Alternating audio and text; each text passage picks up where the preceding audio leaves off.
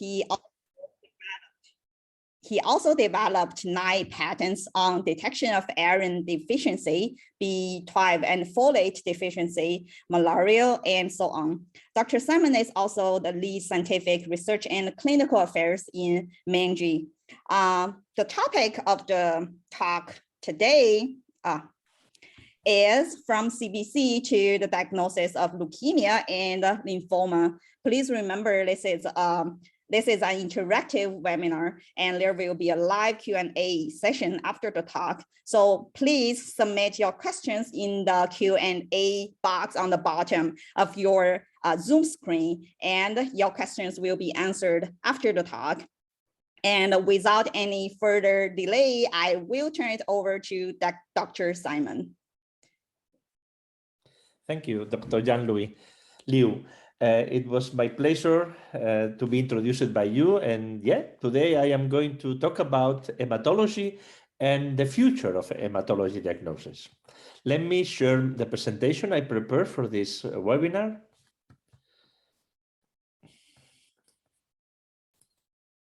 Everything is okay? Everybody can see? Good. Okay. Let's see what is the hematology diagnosis today, because there are new classifications, but still many hospitals are working in a different way. Of course, first we need to classify and identify the normal cells. And this is an updated graph of the cell classification. As we can see, for many of you will be something new from the previous charts you have seen in any book of hematology. You can see here 3 cells that have hairs that are dendritic cells. And there are 3 types, the myeloid dendritic cells, the lymphoid dendritic cells, and the monocytic dendritic cells. And really, this is very important because they have acquired a very important role in hematology. In 2012, Professor Ralph Steinman has received the Nobel Prize in Medicine for the development of the dendritic cell therapy of cancer.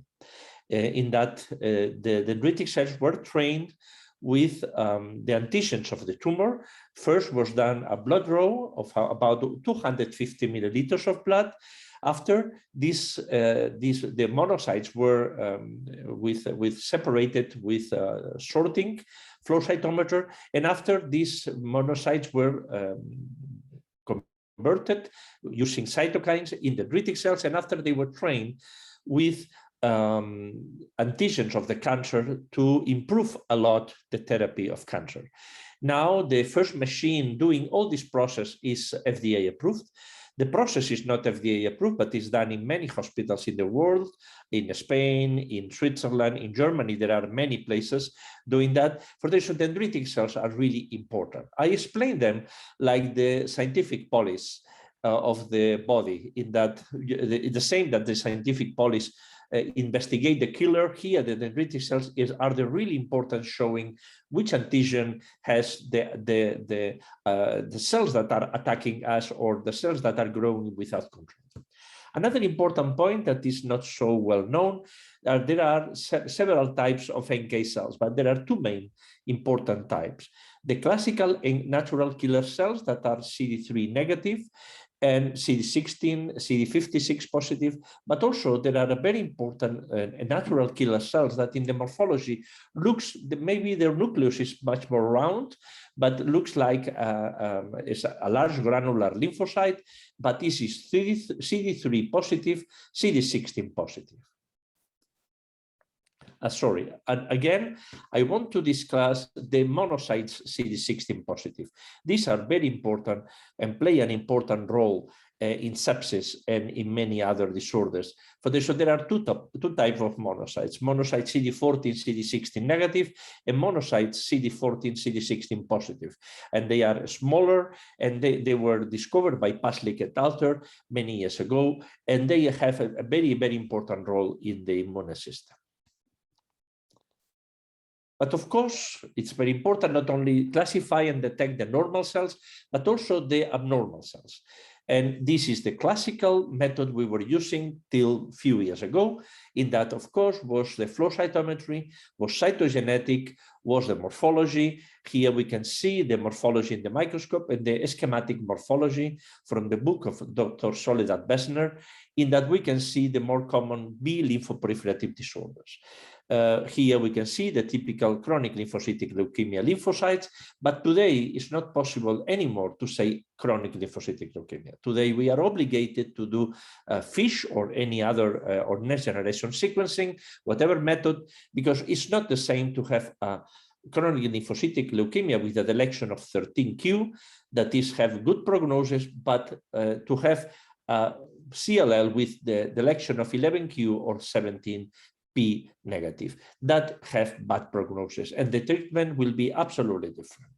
Here we have the prolymphocytic leukemia, in that we can see that frequently the translocation 11-14 and the typical prolymphocytes from this disease.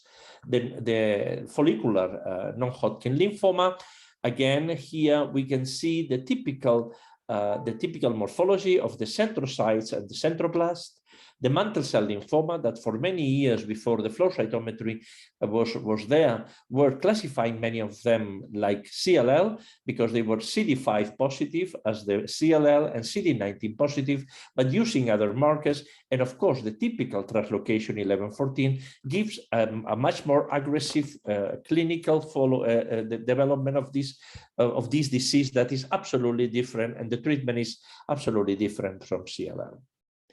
We continue with the lymphoproliferative disorders, the lymphoplasmatic lymphoplasmocytoid lymphoma, the plasma cell leukemia, and the hairy cell lymphoproliferative disorders, with the hairy cell leukemia, the hairy cell variant, and the splenic lymphoma of the marginal zone. Many of these disorders now are classified differently, and we use different ways to diagnose and to treat. And the T lymphoproliferative disorders, it was very, very interesting. The large granular lymphocytic leukemia and the NK leukemia, two chronic leukemias from the natural killer cells. And here we can see the prolymphocytic T leukemia, the Sézary syndrome with the typical convoluted nucleus, like a brain, the non-Hodgkin lymphoma T, and the adult T-cell leukemia lymphoma with the nucleus like a flower. For the myeloid leukemias, it was this classification that now is not anymore there. We only apply that when we cannot find, because we don't have methods or we don't have enough accuracy. We apply that when it's otherwise classified, because we are not able to detect the oncogenes because of that. And here we can see the M0 acute myeloid leukemia with they look like lymphoid acute leukemia, then one with much more differentiation, then two with granules and much more maturation signs. The promyelocytic leukemia, a very important leukemia. I insist always into my training people that is the one of the more important, because to detect it soon can change absolutely the prognosis of the patients. The M3 variant here with this convoluted nucleus, the M4 acute myeloid leukemia, and M4 with eosinophilia. Here the M5A, M5B, much more monocytoid, the M6 and the M7 with these blebs that are megakaryoblast. Here the B acute lymphoblastic leukemias with the Burkitt leukemia lymphoma, the lymphoma leukemia, that is very important also to diagnose, because the prognosis change if we make a quick diagnosis and we treat before the leukocytes arrive to 50,000. The pre-B, the common, and the null, all of that is old-fashioned. There is no anymore the need of that. T acute lymphoblastic leukemias, which normally with much more convoluted nucleus. But everything changed in 2016. Everything changed, and now all the laboratories are changing the way of work, adapting their approach to this classification. And today, as you can see, all these pre-B, B, common is not anymore, have no sense anymore. Today, we only have an acute lymphoblastic leukemia. And after, what is interesting is to know the cytogenetic or the next generation sequencing, like that. This is coming from the famous article from G et al. In Blood in 2016, in that we can see a multiplex kit for all the genes that using next generation sequencing that is used for acute lymphoblastic leukemia. And the only thing you need to know is this acute lymphoblastic leukemia. That's all. And you only need to know, for example, that CD45 is very dim, that is B or T. And with that, you have to go directly to the next generation sequencing. Yeah, you can use flow cytometry for sure, but it's not really relevant today because here you will manage the therapy, the clinical trial, you are going to apply the diagnostic and also the prognostic, depending the genes that are affected. The same for acute myeloid leukemias, the M0, M1, M2, yes, beautiful, nice. And I like to do it, even if it's not relevant many times, except for the promyelocytic leukemia maybe, or the M4 with eosinophilia, because we are going to look for the inversion of the 16, or in the promyelocytic leukemia with the translocation 15, 17. But today what is relevant is that it's only AML. We only need to know that the blasts have a myeloid marker, or with using flow cytometry or using electronic microscopy, whatever method, and to know that the cells are immature, using also a dim CD45. And that's all. And with that, after we need to check the cytogenetic or the next generation sequencing. Here we have the multiplex kit for the AML. And we only need to know AML, ALL, that's all. MDS is a special chapter for sure, and there for many years ago has been clear because some MDS were having a very good, better prognosis,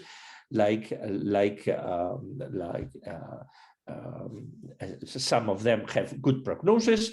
And now that is crucial because the treatment will be absolutely changed depending of the next generation sequencing, and will be absolutely different, an MDS with certain abnormalities or not.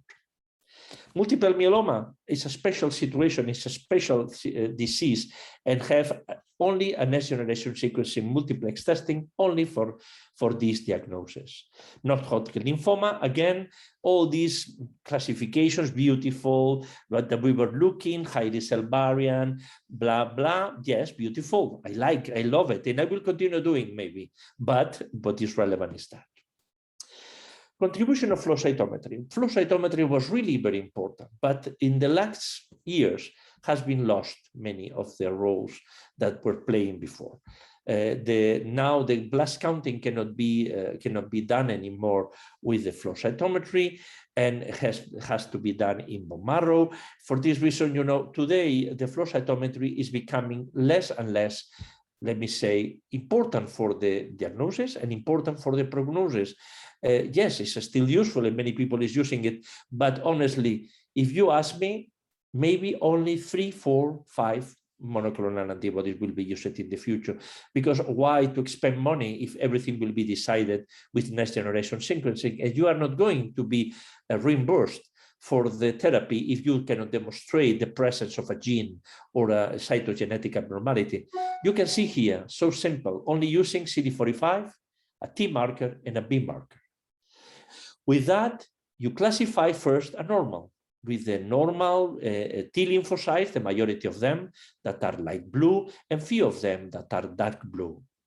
What happened when is an acute lymphoblastic leukemia, a B-ALL, that this blue population that is here normal becomes CD45 very dim. This is possible to differentiate from normal and blast.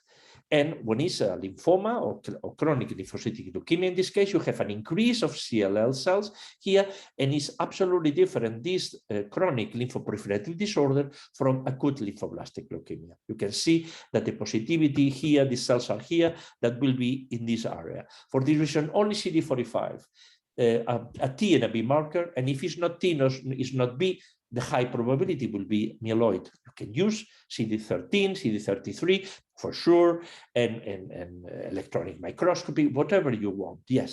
But that maybe will be what will be relevant in the next years. And next generation sequencing was introduced in 2008, but now in 2016, classification plays a really important role. How we see the future of the diagnosis of hematologic malignancies. And now we are going to go with the more basics from the CBC, for the complete blood count with leukocyte differential. This is really what we think will happen. Here is missing the new MC80 that was announced in this week, in this last week, that will be the digital morphology after the slide making. But here we can see that how with an instrument that will do the complete blood count, the cell population data, the differential after cell morphology, maybe will go directly to the next generation sequencing. For example, for eosinophilia, when you will have eosinophils more than 1.5 and has been excluded the allergies or parasites or the more common causes of eosinophilia, will be run a special genes, a special test to confirm that is a malignant eosinophilia and which type of them. The same for hereditary thrombopenias. Now there are kids that after you see a thrombopenia with a high MPV and you see that was in the family, you can run automatically a next generation sequencing to confirm the cause of, it's not anymore, yes, you can do the Bernard-Soulier morphology and I will continue doing, but you will have a test for that, for the Sebastian syndrome, for all these hereditary abnormalities that has thrombopenia and big platelets. The flagging will be also very important. The flagging now are very simple, variant limbs, blast, but that will change a lot. That will be maybe the first thing will change in the next years because the flags will be more specific. Here we can see a typical example. Here is acute lymphoblastic leukemia, and here we can see blast, abnormal lymphos, blast, in micrograms, atypical limbs. The system cannot be really realized why, if it's really a blast or is a typical lymphocytes or is, you know, that is the situation. We have a population that is here, that is in the majority is in the lymphoid area, but is going up, and it's not easy to do, only with the classical methods. And here after, of course, we are going to run the digital imaging and we are going to see the cells and we are going to, that will help. Of course, flow cytometry, as I said, if we run a CD45, BNT, that will help a lot. And acute myeloid leukemia, here the blasts are different, are higher in the scatter plot, in the cube, and that but the blast flags will be similar. Abnormal, cells, blast, abnormal lymphoblast in micrograms, but it's more important, the graph maybe, that the flags are quite inspecific, are very important, yes, because we are basing all of the actual methods to see if we have to review the morphology like we see here, we confirm the presence of abnormal cells based in the flags, but the future will be absolutely different. For example, let me show you the last cases from the 6,800 plus MinRay instrument with cell population data. Now we are going to see here the neutrophil X, the granularity of the neutrophil population, the fluorescence, the size, and also for the reason now we are going to see the morphology, the mean scatter, the mean fluorescence, the mean volume. That will change absolutely the diagnosis, and the flag will be much more specific. This is a typical cell PD from acute myeloid leukemia M5P. An MDS, here you can see that the populations are very close to one to the other. And again, here, the neutrophil X will be very important because will be the neutrophil scatter. Normally, we see that the neutrophils have lower scatter. They have to be here in the cytoscatter and they are to the left. Why? Because they are degranulated. This was, I made an article many years ago in Valencia with a hospital in Spain, Dr. Amparo de Miguel et al. And me, that we described the first time in the literature the presence of degranulated neutrophils using automation, using the neutrophil X, the neutrophil scatter. And that is what will be in the future. We are going to the anemia, thrombopenia, or leukopenia, or leukocytosis sometimes, with neutrophils with low cytoscatter. That will be a flag for degranulated neutrophils. But everybody will think MDS. That is the problem. We have abnormal limbs, atypical limbs, or lymphoblast.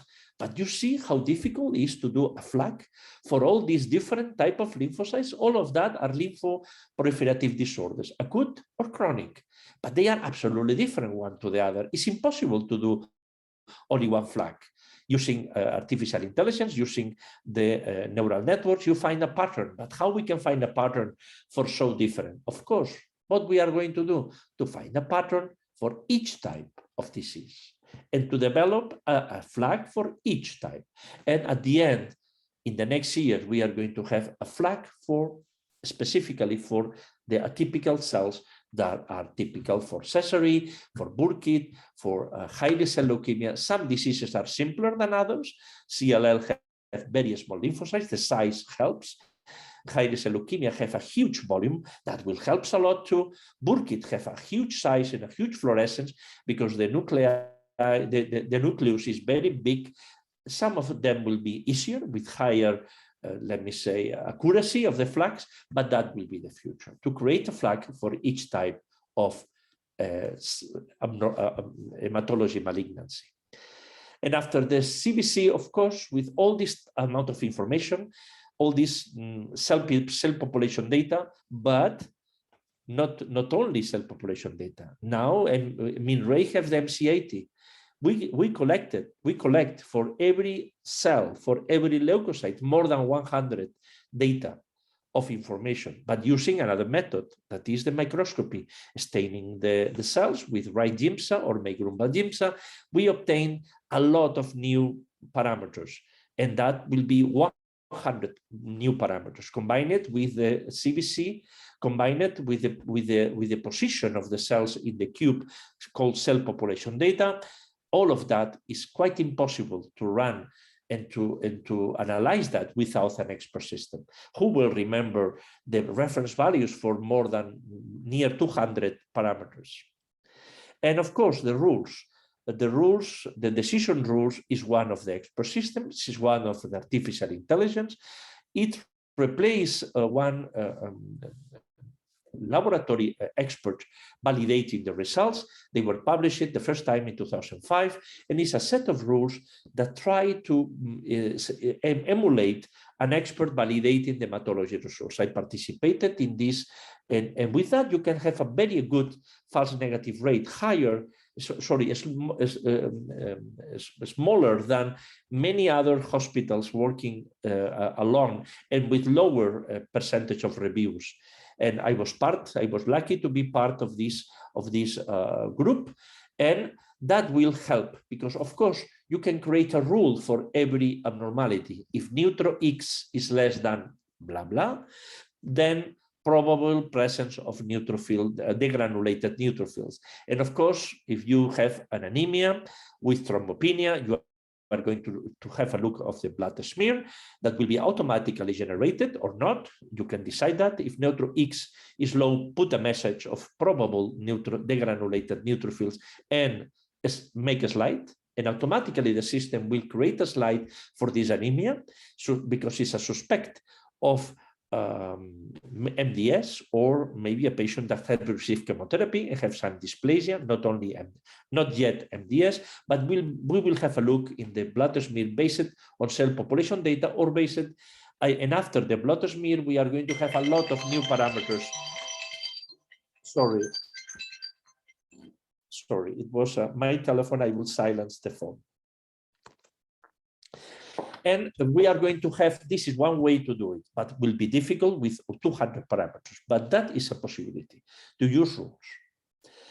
And that is what I said, cell population data, data reference values of this cell population data, the morphology, the automated morphology of the leukocytes. That I published the first article using cell population data for the diagnosis of malaria. I published articles about the diagnosis of degranulated, or the detection of degranulated neutrophils, the detection of different types of lymphoproliferative disorders. That is really promising. And again, I said that we can have the special cell population data for each type of lymphocyte. And here is what you have. This graph is coming from Dr. Woro. Dr. Woro was working in the hospital Papa Giovanni XXIII from Bergamo in Italy. She is one of the best experts in the world, together with others, Professor Gini, Professor Dr. Urrechaga, but there are many others that have been working with cell population data. But you can see here from this collection of different clinical situations from Dr. Woro that you can see here the normal values, and acute lymphoblastic leukemia, 11 cases, acute myeloid leukemia, acute promyelocytic leukemia, chronic lymphocytic leukemia, chronic myeloid leukemia, high-risk cell leukemia, left shift, normal infection, but also sepsis and septic shock. Caesary, non-Hodgkin lymphoma, mantle cell lymphoma, multiple myeloma, viral infection. You can see, using cell population data, the pattern is different for every situation. And you can see here when the average of these parameters for the different disorders is high, is in red. When it's very high, is in bold red. When it's low, is blue. When it's very low, is bold blue. And you can see that the pattern is different for all the different situations. And that can be used for a specific flagging. And that is the sort of, now we are working in MinRay to control and calibrate these parameters, because of course they need to be controlled and calibrated, but that is the future, to have a much more specific flag that will trigger automatically in the future, not now, but in the future, next generation sequencing to make an easier and faster diagnosis. And that is examples of cell population data. For example, one of the more important parameters that has been described, for example, because it's very useful for acute promyelocytic leukemia, is the mean neutrophil fluorescence. That has been published a lot of articles about that, and that is what we do. This is the fluorescence of the different cells, and here we have the fluorescence of the neutrophils. And you can do the same that for the mean cell volume. You can have an histogram for the fluorescence of the neutrophils, and you can have a mean value and a standard deviation. You can have neutrophil fluorescence distribution width, not only red volume distribution width. And we can have the morphology using fluorescence, using size, using cytoscatter for all the cells. And these are just few of them. There are many others. Articles showing the utility of neutrophil fluorescence for the diagnosis of different disorders. Sepsis is one of them. Here you have the reference values for neutrophil fluorescence. And now we go to the next one, neutrophil scatter. We have discussed that. Neutrophil scatter is correlated to the granularity of the cells. It is a little higher when there are hypergranulation, also called in the past toxic granulation, and it's smaller. You know, the graph goes there to the left when the neutrophils are degranulated. And here we can see the different articles about the utility of neutrophil X for the diagnosis of myelodysplastic syndromes. And here you can see an example in that you can see in the same microscopic view a degranulated neutrophils with a normal, a little hypergranulated neutrophil. Monocyte Z. Monocyte Z is the size of the monocytes. And monocyte Z has been used, I published myself, together with neutrophil volume as a very good parameter for the diagnosis of B12 deficiency and folate deficiency. And we are talking about monocytes, neutrophil size for anemia. Yes, we have found that maybe 40 or 50%, 45% of the B12 deficiencies have normal MCV, normal mean red cell volume. But the monocyte size and the neutrophil size is higher in megaloblastic anemias and is not affected by the iron deficiency, like happened in many B12 deficiencies that are elders that have not only B12 deficiency, also iron deficiency together. And the volume is, the MCV is normal. And we can use that for the diagnosis of anemia. And here we can see also one case of COVID infection in that you can see a monocyte with a normal volume and a monocyte with high volume. I have been discovered recently that the monocyte volume increased 1 or 2 days before the patient entered in what is called cytokine storm. And that is like, can be used maybe in the future for the prevention or for the prediction that the patient is going to be going worse, clinically worse with a cytokine storm. And that is, but for the result to follow up, the morphology of the leukocytes can be also a prognostic factor for certain situations. Neutrophil Z, as I said, is the same that monocyte Z, is used for the B12 deficiency, but also for other situations when the neutrophils are megaloblastic. Also, for example, the use of methotrexate. And here you can see the article showing the benefit to use neutrophil Z that can be used also for sepsis in the different situations. Here we can see that the neutrophil forward scatter, also called neutrophil Z, in a normal neutrophil, in a neutrophil that is big but is not hypersegmented, and here a neutrophil that is big and hypersegmented. Of course, not only the size will be different, here the scatter is also different, and we are now looking the way to differentiate from big neutrophils and big hypersegmented neutrophils. Here we have the lymphocyte size. The lymphocyte size, as I said, has been described from many years ago that can be useful for CLL, chronic lymphocytic leukemia, because they are smaller. For this, the lymphocyte size can be very important also for the lymphoproliferative disorders, together with the lymphocyte X, that will be the granularity, and the lymphocyte scatter, that will be the complexity of the nucleus, that can be higher in T lymphoproliferative disorders, for example. And also here, the utility of lymphocyte volume for the CLL has been published before. And again, after that, we are going to run the multiplex kits for next generation sequencing. And here we are going to talk about very shortly, because my time is going, I have only 10 minutes remaining. We are going to talk about expert systems, because it's quite clear that for this amount of information that is coming, that will be available for the customers. Yes, because the companies, we can create flags, but we prefer also that the customers use its own cutoffs, its own flags, because it's not the same a laboratory that have only outpatient patients, ambulatory patients that are not inside the hospital, that a third level hospital that receive a lot of abnormal cases, and they will create their own cutoffs.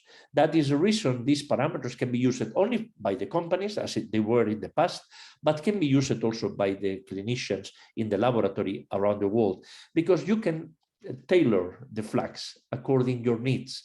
I have enough personnel. Here is not a problem of personnel. I have a lot of them. Okay, let me be much more sensitive. Oh, I am overloaded. I have to reduce the number of false positives. You can reduce the cutoffs and you can adjust the cutoffs. But how to manage maybe more than 200 parameters that we are going to have using cell population data of red cells, cell population data of platelets, cell population data of leukocytes, and all the CBC and the morphology, the information from the digital imaging. Quite impossible to remember all the reference values for these parameters. One of the first approach that MindRay has been done is using a machine learning artificial intelligence models for the screening of hematology malignancies using cell population data. This automated leukocyte morphology technology. And here you can see that has been described a very good ROC curve detecting abnormalities, the spatial abnormalities are under the curve of 0.93 that is quite really impressive. And the conclusions are that these algorithms will be really important using CellPD for the not diagnosis, but the suspicious of hematology malignancies that will trigger cell morphology in the microscope, that will trigger next generation sequencing or other tests that will confirm the presence of these disorders. And will be much more difficult to miss an acute promyelocytic leukemia, to miss a Burkitt lymphoma leukemia, that we know that the time is really important for the prognostic of the patients. The expert systems or artificial intelligence are three main types. Of course, a logistic regression or a scoring system can be also used as an expert system, but we cannot consider artificial intelligence because are really combining few numbers for a better diagnosis. It can be used for the scoring system for the polycythemia vera, or a scoring system for the triage for acute myocardial infarction using troponin, using other parameters, CK, etc. But there are three types: rules-based, like the decision rules for validation; neural networks, like the digital imaging; and Bayesian networks based, also called Bayesian analysis. Let me enter a little, not a lot, because I don't have time enough. Thomas Bayes was a priest in the 18th century, and he never published his data. Was his best friend that published his data. He discovered, or he developed the theory of probabilistic. What he said is something very simple: the more frequent is the more probable. And of course, we are not going to enter here. You have the formula of the calculation of the probability of a disorder.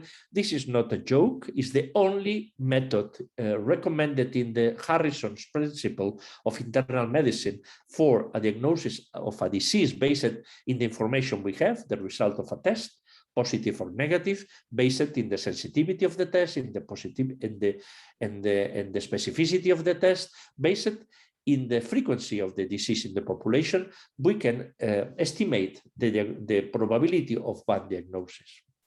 And this is an example using an expert system that I made myself.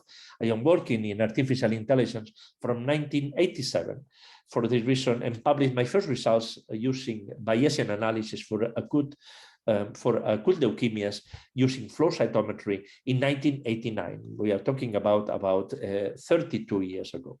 And here we can see an example of an actual system in that you can select parameters for anemia, but can be also splenomegaly, lymphadenopathy, lymphocytes CD19 positive, CD5 positive, and you can calculate the probability of the different disorders, the prevalence of the disorders in the population, the probability of based on the test, and the mixing the probability of the disease in the population and the probability of the test in the different disorders.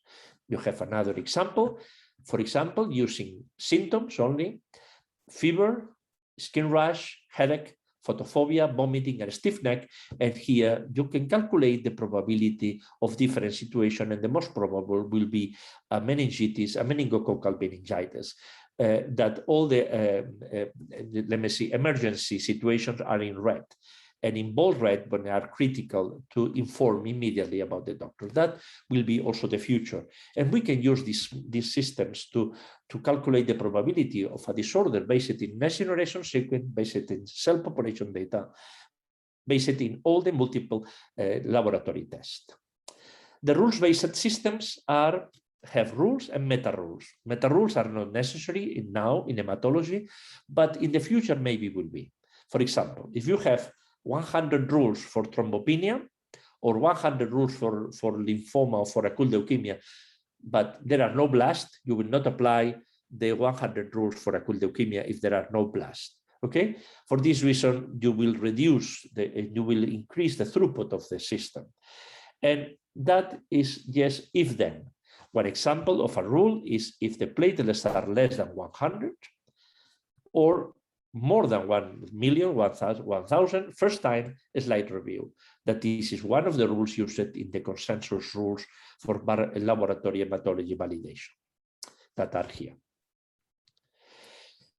The other method, I will not enter, this is quite complex, are neural networks. They look for patterns of different, and they are very, very good for example, reading the plaques of the cars in the parking or identifying cells. Now, the digital imaging is based on that, and they are using patterns, and they have several detectors, can be 200, but can be only 5, and they classify things based in color and size, in the granulation, in different parameters that you can measure, and as much parameters, of course, as much accuracies, but have important limitations, can be only used for example, identifying cells. One cell can be only a lymphocyte or a neutrophil, but cannot be at the same time a lymphocyte and a neutrophil. But for diagnosis of diseases is quite limited, because a patient can have tuberculosis, but can have also an acute lymphoblastic leukemia together with that tuberculosis. And if you put both symptoms of both diseases, will not be able to identify both diseases. The Bayesian analysis, yes, but not the neural networks. But it has to be for something that can be only one thing, cannot be. And another limitation is you need to train very well the system for all the possibilities. If you never train the system for one type of diagnosis, will be difficult that can identify this type of cells. But there has to be a very good training, very well organized, and you need to train the system for all the more common and the uncommon diseases. And you have here, for example, two types of neural networks used very common in the airports or in the digital imaging. Conclusion, the missing part of hematology was the automated leukocyte morphology. Cell population data from the unique white blood cell cube analysis is a new milestone in leukocyte analysis. Digital imaging, MC80 from MinRay, gives the possibility to have more than 100 available parameters per leukocyte. With this machine, with the machine learning flagging system using cell population data and data from digital morphology, the future of hematology is promising. Artificial intelligence is actually used in many laboratories in the world. The massive number of tests and information available makes absolutely necessary to continue using and improving the expert systems. Customers have to collect the false negatives in order to be able to improve the expert system used in the laboratory. That I always remind the customers, please collect false negatives. They are gold for the companies that we are doing hematology instruments, because we can continuously improving the flagging. We can continuously improving adding your false negative that is not bad we are not going to be offended. Is assumed by the decision rules group that 3% of false negatives is impossible to miss, also because you don't have the symptoms of the majority of the patients, and you then only have a tube of blood. But we will appreciate a lot that you send the companies the false negative to continuous learning, teaching these systems to be every day better. We are really believing the future will be disease or type malignancy cell flags. This, complemented with molecular cytogenetic tests and next generation sequencing, will accelerate the hematology diagnosis and to improve the treatment outcome. Another thing that will come will be the automated reflex testing. You will run basic tests, CBC, differential, and after the system find abnormalities, if the laboratory authorized, because the cost is not so high, will automatically reflex test.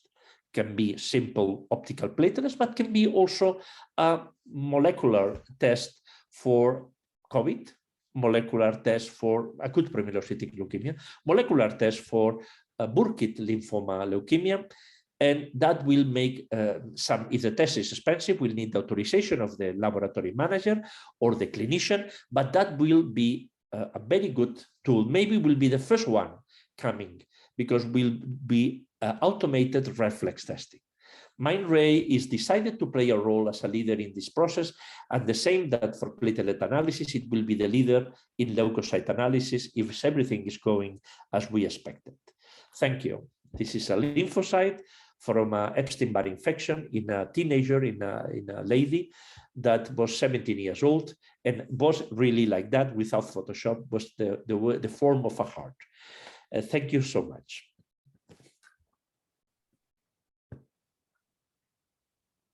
All right. Thank you very much, Dr. I was Simon, missing for only this. 2 minutes from my estimated time.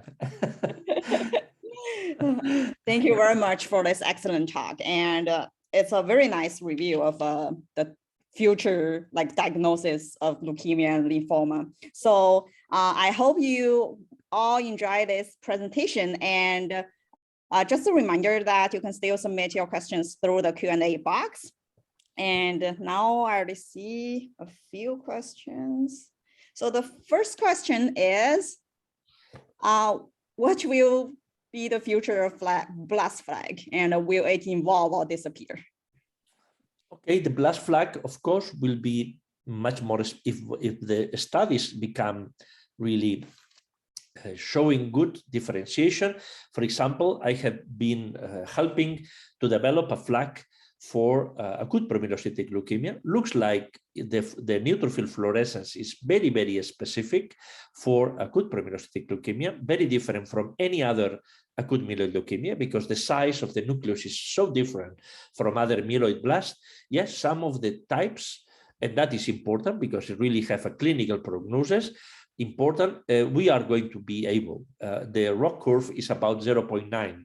With a good quality, we are going to suspect acute promyelocytic leukemia. Of course, will not be a diagnosis, will be what we say laboratory use only information. Of course, you are going to maybe have a flag of abnormal promyelocytes. We are not going to say acute promyelocytic leukemia for sure, because also for FDA and for regulatory affairs, but everybody will understand that abnormal promyelocytes, we are thinking on that. And you are going to review the blood smear. And if you see the bundles, and if you see the leukocytes that are not very high, that normal, because many promyelocytic leukemias have normal, and you see also that the platelets are low, all of that will help a lot. And you are going to maybe detect the acute promyelocytic leukemia in few hours, when now maybe is sometimes 1 day or 1 day and a half, and that is the future. Yeah, in some cases, Burkitt blast that is now a lymphoma because I have the TDT negative in the new classification, but it's a Burkitt lymphoma leukemia. Also will be easy because the neutrophil fluorescence is so different from other acute lymphoblastic leukemia or acute or lymphomas with a blastic morphology. Some of them will be easy, some of them not. But yes, we are going to dedicate first the time for the diseases in that the diagnosis is critical for the prognosis of the patient, as faster as better for the patients. And yes, in some diseases will be high-risk leukemia. I am sure the flag for high-risk leukemia will be quite specific. We have seen experiences, some of them will be quite specific. Okay, it's amazing like how many data the hematology analyzer can collect right now. So I have there's another question. And as you mentioned, there are many different approaches to help with the diagnosis, from CBC, from CBC to blood smear and flow cytometry, and NGS and so on. So what do you, in your opinion, what's a typical diagnosis process will be look like in the future? You see, the same that AIDS has helped a lot flow cytometry, because without AIDS, without the HIV infection, maybe now we will not have the developed flow cytometry, because AIDS makes possible to put a lot of money in the companies that were doing flow cytometers. That helped the utility for much more rare disorders. The same happened with COVID. Now every laboratory in the world has a PCR molecular instrument, That will help a lot, because before we were talking about science fiction. You know, who is going to do a special test for promyelocytic leukemia? Now everybody can do it. Everybody can do BC, you know, the RARA, the RARA PML for acute promyelocytic leukemia using the same instrument that you use for COVID. For this reason, you know, now, thanks to COVID, we have available in practically all the laboratories in the world an instrument that can be used for infection, but can be used also for hematology malignancies.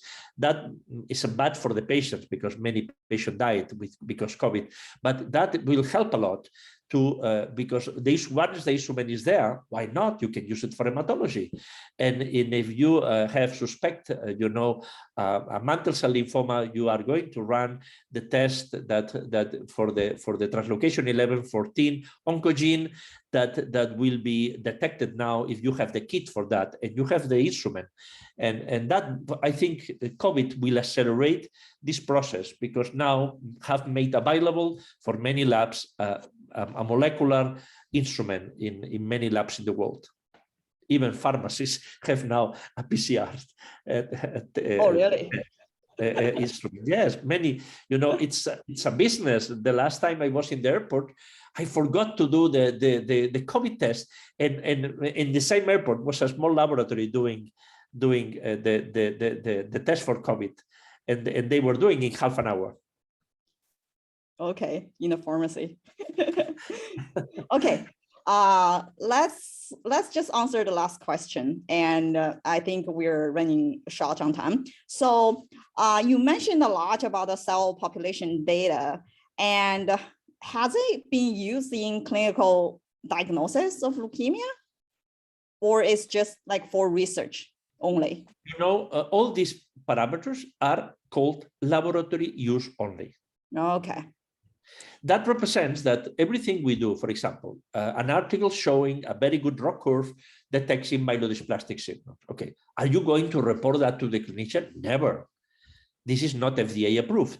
The important is to create parameters or tools or rules or artificial intelligence that will generate internal flag in the laboratory, will never be reported to the clinicians, but will activate the alarm. Pay attention in this case.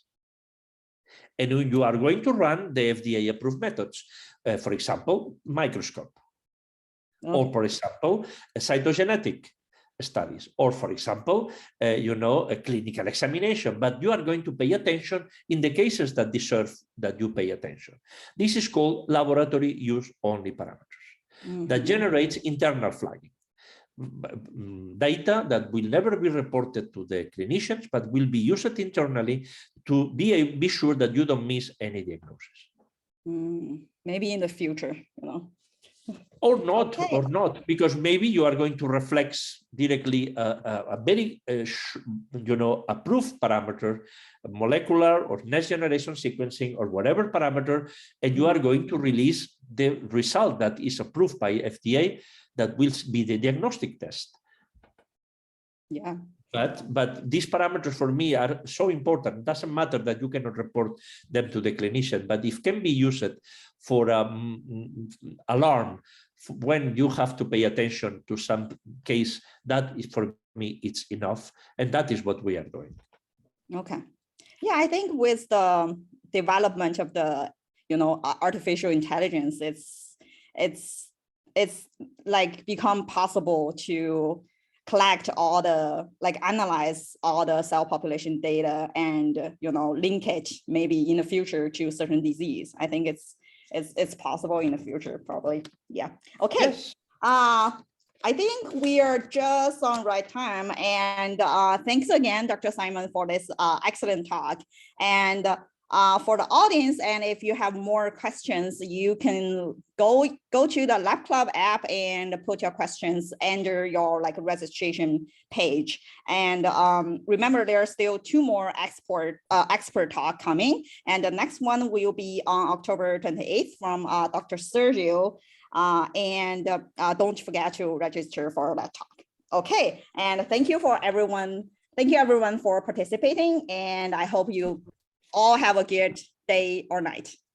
Thank you, Dr. Liu, for chairing the session. Yeah, okay, bye. Bye.